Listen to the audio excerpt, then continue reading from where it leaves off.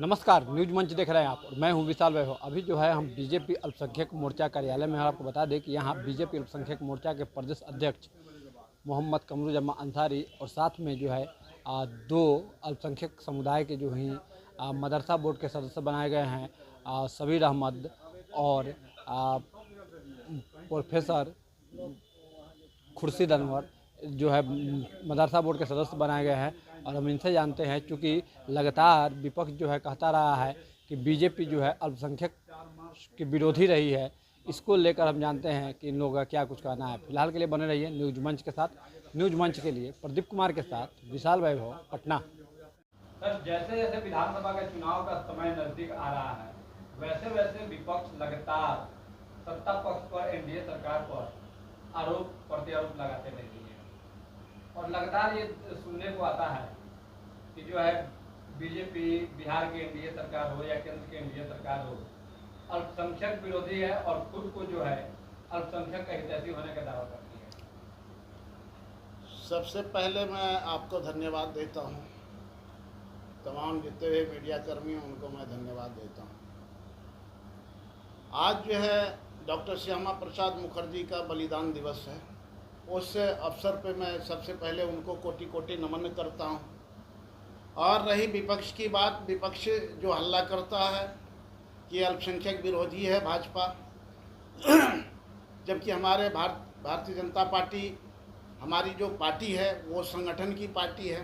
अभी आप देखे होंगे प्रेस और मीडिया में कि ये सबसे बड़ी पार्टी जो है, दुनिया की सबसे बड़ी पार्टी भारतीय जनता पार्टी जो है सबसे बड़ी पार्टी है। 14 करोड़ इनका सदस्य बना है। और क्यों बना है? ये जो है सारे जितने भी लोग हैं हिंदुस्तान के अंदर, सबको लेके चलते हैं। सबका साथ सबका विकास, हमारा मोदी जी का नारा है, सबका साथ सबका विकास। कहीं किसी का भेदभाव कहीं नहीं है। आप देख रहे हैं हमारे बगल में, आप देख रहे हैं मेरे बगल में जो बैठे हुए हैं भारतीय जनता पार्टी अल्पसंख्यक मोर्चा के प्रदेश उपाध्यक्ष, और इनको भी सम्मान देने का हमारे भारतीय जनता पार्टी ने काम किया। आज मदरसा बोर्ड में प्रोफेसर खुर्शीद अनवर साहब को सदस्य बनाया और जो है हमारे बगल में प्रोफेसर शब्बीर साहब को जो है उनको भी किसका देन है? एनडीए सरकार का देन है। आज मदरसा बोर्ड हमारे मुसलमान के बच्चे के ऊपर ख्याल कौन कर रहा है? उनके एजुकेशन का ख्याल कौन कर रहा है? एनडीए सरकार। कभी जो है राष्ट्रीय जनता दल और कांग्रेस जो है मुसलमानों के ऊपर कभी ध्यान नहीं दिया। सच्चर कमेटी का रिपोर्ट है कि मुसलमानों का स्थिति बद से भी बदतर है। इनका बच्चा पंचर बनाता है, मुसलमानों का बच्चा जो है दर्जी का काम करता है, मुसलमानों का बच्चा जो है बकरी चढ़ाने का काम करता है। आज एनडीए सरकार जो है शिक्षा के ऊपर जोर दिया है। आज जो है शिक्षा के ऊपर जो है एनडीए सरकार ने जोर दिया है। बोर्ड के माध्यम से, मदरसा एजुकेशन बोर्ड के माध्यम से हमारे कौम का जो है, हमारे कौम के बच्चे जो जाहिल गवार रहता था, जो बकरी चढ़ाता था, जो दर्जी का काम, जो पंचर बनाता था, उनके ऊपर ध्यान दिया। आज मदरसा बोर्ड को भी आगे ले जाने का काम किया। नहीं तो सारे बोर्ड जो है यूपीए सरकार के अंदर, जो भी कांग्रेस की सरकार और राजद की सरकार थी, उनके सरकार में जो है जितने भी बोर्ड थे, मुसलमान को जिससे लाभ होता था, सारा बोर्ड को खत्म करने का काम आरजेडी वालों ने किया, राष्ट्रीय जनता दल वालों ने। क्योंकि जब भंडार चलता था, बुनकरों का रोजी रोटी चलता था, जिससे उनको भी बंद करने का ये आरजेडी सरकार ने काम किया। बुनकर उनसे जुड़ा रहता था, भंडार चलता था, भंडार भी बंद कर दिया। और मदरसा बोर्ड में जो रजिस्ट्रेशन होता था, उनको भी राष्ट्रीय जनता दल वाले ने बंद कराने का काम किया।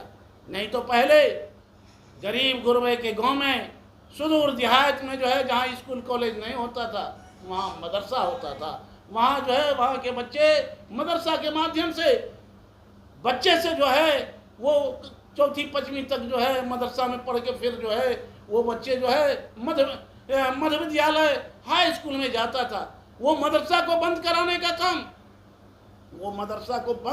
का काम राष्ट्रीय जनता दल वाले ने किया। उन्हीं के रीजन में जो है मदरसा बोर्ड का रजिस्ट्रेशन, मदरसे का रजिस्ट्रेशन बंद कराया। भंडार जो उनकर का जो संस्था चलता था, भंडार को बंद कराया। मुसलमानों के ऊपर बहुत बड़ा चोट किया राष्ट्रीय जनता दल और कांग्रेस वालों ने। कांग्रेस और राष्ट्रीय जनता दल जो है मुसलमानों को हमेशा लिखो फेंको समझ लिया है। अभी भी जब चुनाव आया है, अभी चुनाव के समय में आप देख रहे होंगे राहुल गांधी बार बार जो है यहाँ आता है। 65 साल में क्या दिया मुसलमानों को? मुसलमानों को हमेशा ठगने का काम किया, मुसलमानों को डराने का काम किया। हमेशा जो है ये लड़ाने की बात करता है, दंगा फसाद की बात। दंगा फसाद जो है मुसलमानों के जेल में घुसा दिया था। अब ये एनडीए की सरकार है, बिहार के अंदर नीतीश बाबू की सरकार है, नीतीश कुमार की सरकार। ये 20 वर्ष से जो है अभी देखिए बिहार के अंदर कहीं कोई दंगा फसाद नहीं, पूरे हिंदुस्तान में शांति है। मुसलमान को कुछ नहीं चाहिए, हिंदुस्तान के अंदर अपना रोजी रोटी कमा के जी लेता है। इनको जो है दंगा फसाद से जो है हमेशा, चाहे जहाँ का भी दंगा फसाद हो, वो कांग्रेस के रीजन में हुआ है। कांग्रेस के रीजन में हिंदुस्तान के अंदर 124 जगह जो है हिंदुस्तान के छोटे छोटे शहर में जो है कांग्रेसियों ने दंगा कराने का काम किया। अभी भी उनका मंशा हमेशा रहता है, हमारे हिंदुस्तान के मुसलमानों को डराता है। हमेशा कहता है कि संविधान खतरे में है, कभी इस्लाम खतरे में है, कहीं कोई खतरा नहीं। मुसलमान समझ गया, हमारा पसमानदा कौम जाग गया है। हमारा पसमानदा कौम जो है, जो विकास से कोसों दूर था, इनको हमेशा लिखो फेंको समझा था। हमारे जो छोटे छोटे तबके के मुसलमान हैं, इनका बच्चा, इनका सारा जो है न रोजगार इनके पास, न शिक्षा इनके पास। लेकिन अब जो है हमारे एनडीए सरकार जो है, एनडीए सरकार के रीजन में मदरसा के माध्यम से हमारे बच्चे भी तालीम याफ्ता होगा, हमारे बच्चे भी शिक्षक बनेंगे, हमारे बच्चे भी IAS IPS बनेंगे, हमारे बच्चे भी जैसे मदरसा में पहले देखते होंगे, मदरसा का जो शिक्षा प्राप्त करता था, मौलवी आलिम फाजिल का डिग्री लेके दर दर भटकता था। मदरसा का डिग्री जो था कोई काम का नहीं।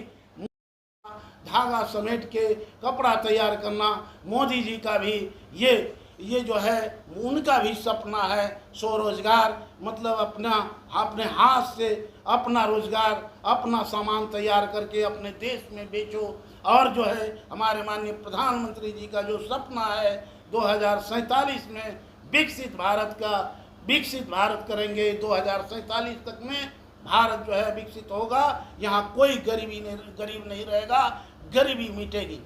धन्यवाद सर। आज जो है मदरसा बोर्ड के आपको सदस्य बनाया गया है, क्या कुछ कहेंगे सर? मदरसा, पहले तो आप लोग का बहुत बहुत आभार, शुक्रिया। और साथ साथ मैं माननीय मुख्यमंत्री और हमारे नेता माननीय उप मुख्यमंत्री सम्राट चौधरी जी, हमारे प्रदेश अध्यक्ष दिलीप जायसवाल जी और माननीय उप मुख्यमंत्री विजय सिन्हा जी, इन लोगों का बहुत बहुत धन्यवाद देते हैं कि इन लोगों ने मुझ पर ये दायित्व डाला। और इसमें आज पहली मीटिंग थी। मैं मीटिंग में जब सारे मेंबरान और चेयरमैन मौजूद थे, तो हम लोगों ने मोदी जी के उस आकलन को, कि उन्होंने कहा था कि मदरसा में एक हाथ में कुरान और दूसरे हाथ में लैपटॉप रहेगा, उस पद्धति को हम लोग मदरसा बोर्ड में आगे बढ़ाने का काम करेंगे, जिससे मुसलमानों का उत्थान भी होगा। और एजुकेशन जब इंसान को मिलता है तो एजुकेशन से इंसान जो है आगे बढ़ता है, उससे देश की भी तरक्की होती है, परिवार की तरक्की होती है, समाज की तरक्की होती है। और एजुकेशन के नहीं रहने की वजह से समाज भी पिछड़ता है और देश भी पिछड़ता है। इसलिए हमारी पार्टी ने जो दायित्व दिया है उसको हर मुमकिन काम करेंगे, उस पर खड़ा उतरने का कोशिश करेंगे। और जहाँ तक होगा जो दबे कुचले मुसलमान हैं उनको आगे बढ़ाने का एजुकेशन में काम करेंगे। और मदरसा बोर्ड की जो अगली मीटिंग होगी, आज मीटिंग में हम लोगों ने बहुत सारे प्रस्ताव पास किए और अगली मीटिंग में फिर जो है हम लोग आगे काम करेंगे। मदरसा में जो जहाँ जहाँ त्रुटियाँ हैं उस त्रुटियां को दूर करने का काम करेंगे। और माननीय नीतीश कुमार जी ने और हमारे उप मुख्यमंत्री सम्राट चौधरी जी ने जो दायित्व दिया है हम लोगों को उसको भरपूर निभाएंगे, भरपूर कोशिश करेंगे कि जिससे उत्थान हो। और मैं आप लोगों का बहुत बहुत शुक्रिया अदा करता हूँ। जय हिंद, जय भारत। अपना परिचय दीजिए। डॉक्टर खुर्शीद अनवर, मदरसा बोर्ड सदस्य, बिहार, पटना।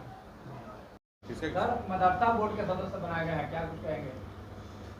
देखिए, बिहार के माननीय मुख्यमंत्री नीतीश कुमार जी ने मुझको बिहार राज्य मदरसा शिक्षा बोर्ड का दूसरी बार सदस्य बनाया है। पिछली बार जो कमेटी थी उसमें भी मैं सदस्य था और पुनः मुझको सदस्य बनाया है। आपके माध्यम से बिहार के माननीय मुख्यमंत्री और तमाम अपने शुभचिंतकों को मैं धन्यवाद देता हूं। और देखिए, अभी आप सवाल कर रहे थे कि मदरसा के बारे में जो कन्फ्यूजन है, जो भ्रांतियां हैं लोगों की, फैक्ट ये है कि लोगों को मदरसा की पूरी जानकारी नहीं है। जिस तरह से बिहार में संस्कृत बोर्ड है, बिहार में बिहार एजुकेशन बोर्ड है, शिक्षा आपका बोर्ड, जिससे मैट्रिक और इंटर अभी तो संबंध हो गया है, पास आउट होते हैं, है ना। उसी तरह से इस बिहार में बिहार एजुकेशन मदरसा शिक्षा बोर्ड है। वहाँ से जितने बच्चे पास आउट होते हैं, मैट्रिकुलेशन करते हैं, इंटरमीडिएट करते हैं, संस्कृत बोर्ड से होते हैं, मैट्रिक करते हैं, इंटर करते हैं, उसके बाद हायर एजुकेशन में जाते हैं। तो दोनों की जो डिग्रियां हैं, तीनों की, सभी की इक्वल है, बराबर वैल्यू है। और जो लोग यहाँ से पास आउट होंगे उसकी भी वही मान्यता होगी, किसी बड़े कॉलेज में एडमिशन लेंगे या कोई मदरसा बोर्ड से पास होंगे या संस्कृत बोर्ड से पास होंगे, उसकी भी वही मान्यता होगी जो दूसरे अन्य कॉलेजेस में जाकर वहाँ नामांकन लेके आगे की पढ़ाई और हायर एजुकेशन प्राप्त करेंगे। एक बात मैं आपको बताना चाहता हूँ कि उसको वस्तानिया, फ़ौकानिया, आलिम फाजिल बोलते हैं। जैसे संस्कृत बोर्ड में अलंकार वगैरह की डिग्रियां का नाम है और यहाँ 8th 9th बोर्ड होता है, प्री बोर्ड होता है, उसी तरह से इसमें वस्तानिया, फ़ौकानिया, आलिम फाजिल की डिग्रियां होती है, 8th, मैट्रिक, इंटर, बीए ऐसे करके, ठीक है, फाजिल में। तो ये जो डिग्रियां हैं, इसका मैंने पहले ही कहा आपको कि इक्वल दोनों का वैल्यू है, ठीक है। तो मदरसा में इसके साथ साथ दीनी तालीम भी दी जाती है। दीनी तालीम से सेंस है कि जो अल्पसंख्यक समाज के लोग हैं, जो उर्दू पढ़ना चाहते हैं, अरबी पढ़ना चाहते हैं, फारसी पढ़ना चाहते हैं, तो जैसे संस्कृत बोर्ड में कैसे संस्कृत भाषा की पढ़ाई होती है ना, उसी तरह से मदरसा शिक्षा बोर्ड में भी अरबी, फारसी, उर्दू की पढ़ाई होती है, अन्य विषयों के साथ साथ। सिलेबस उसका सेम है। हमारी सरकार का मानना है, मदरसा बोर्ड के सदस्य होने के नाते हम लोग ये चाहते हैं और हो भी रहा है कि मदरसा शिक्षा का जो पैटर्न है उसको आधुनिक शिक्षा से जोड़ा जाए, मॉडर्न एजुकेशन से जोड़ा जाए। साइंस की पढ़ाई, मैथ की पढ़ाई, कंप्यूटर की पढ़ाई, अन्य जो विषय हैं उसकी भी पढ़ाई हमारे यहाँ सिलेबस में शामिल है, ताकि ये जो सोच है कि मदरसा में सिर्फ धार्मिक पढ़ाई होती है, इससे दूर दूर तक इसका कोई मतलब नहीं है। इसी मदरसा से पढ़े हुए साउथ इंडिया के मिसाइल मैन, जिसको अब्दुल कलाम साहब कहते हैं, जो साउथ इंडिया का भारत के राष्ट्रपति हुए, मदरसा से प्रारंभिक शिक्षा उनकी हुई थी। मतलब मैं सैकड़ों मिसाल आपको बता सकता हूँ। आमिर सुबहानी साहब को पता कर लीजिए, बड़े अधिकारी हुए हैं। अफजल अमानुल्लाह साहब को पता कर लीजिए, बड़े अधिकारी हुए। सभी का बैकग्राउंड मदरसा एजुकेशन रहा है। तो आप समझ सकते हैं कि मदरसा से जो लोग एजुकेशन पाते हैं, उनका जो बेस है वो मजबूत होता है, वो बहुत ज़हीन होते हैं, बहुत तेज़ होते हैं। मदरसा में एक और पढ़ाई होती है जिसको हाफिज़ बोलते हैं, जो इतनी मोटी जो मुकद्दस किताब है जिसको कुरान कहते हैं, उसको कंठस्थ कर लेना, मुजवानी याद कर लेना, और फिर जो रमज़ान वगैरह में जो होता है, जो तरावी की नमाज जिसको बोलते हैं, उसको पढ़ाना। तो आप अंदाज कर सकते हैं उस बच्चे का ब्रेन का, जो पूरी किताब मोटी, एक लॉ की किताब बुक आप देखते होंगे या आप डिक्शनरी देखते होंगे, जितनी मोटी होती है उतनी मोटी किताब उतने पेज की होती है, उसको कंठस्थ, न एक सुनना आगे, न हिरसीकार आगे, न दीर्घिकार पीछे करके पढ़ना है एकदम पूरी तरह। तो आप समझ लीजिए कितने टैलेंटेड बच्चे होंगे वहाँ के। अब उसको अगर मॉडर्न एजुकेशन से जोड़ा जाए, कंप्यूटर साइंस, इंग्लिश और अन्य सब्जेक्ट की अगर उनके साथ पढ़ाई हो, तो आप समझ सकते हैं कितना डेवलप करेंगे। तो मदरसा बोर्ड ये चाहता है कि आधुनिक शिक्षा से मदरसा को जोड़ के अल्पसंख्यक समाज के खासकर जो बच्चे हैं उनका तरक्की हो और इस देश और दुनिया में नाम करे। एक बात और बताना चाहूँगा, आप पता कर लेंगे, मदरसा बोर्ड में अल्पसंख्यक समाज के साथ साथ बहुसंख्यक समाज के बच्चे भी पढ़ते हैं, ये पता कर लीजिए, बताने की चीज़ है। वहाँ से हमारे हिंदू भाई जो हैं उनके बाल बच्चे भी वहाँ से पास आउट हैं, मदरसा की डिग्रियाँ हैं। और एक बात मैं आपको बताना चाहता हूँ, उर्दू सब्जेक्ट जो है, उर्दू सब्जेक्ट में अभी 1.5 साल पहले बिहार सरकार ने ट्रांसलेटर की बहाली की, आप लोग भी जानते होंगे, उर्दू ट्रांसलेटर की बहाली हुई। आप रिजल्ट, मैं दावा कर रहा हूँ आपके सामने में, इस मैसेज को चलाइए कि आप रिजल्ट देख लीजिए, उसमें 40% नॉन मुस्लिम हिंदू बच्चे ट्रांसलेटर बने उर्दू पर के। तो ये जो भ्रांतियां हैं मदरसा के बारे में कि हम क्या तैयार कर रहे हैं और किस तरह की तालीम दे रहे हैं, इसको समझने की ज़रूरत है। और आपके माध्यम से हम सभी लोगों को धन्यवाद देंगे कि मुझको पुनः मौका मिला है और बेहतर से बेहतर हम लोग काम करेंगे। और अभी तो शुरुआत हुई है, काम बोलेगा, अभी से क्या दावा किया जाए। अपना परिचय। प्रोफेसर शब्बीर अहमद, सदस्य बिहार राज्य मदरसा शिक्षा बोर्ड।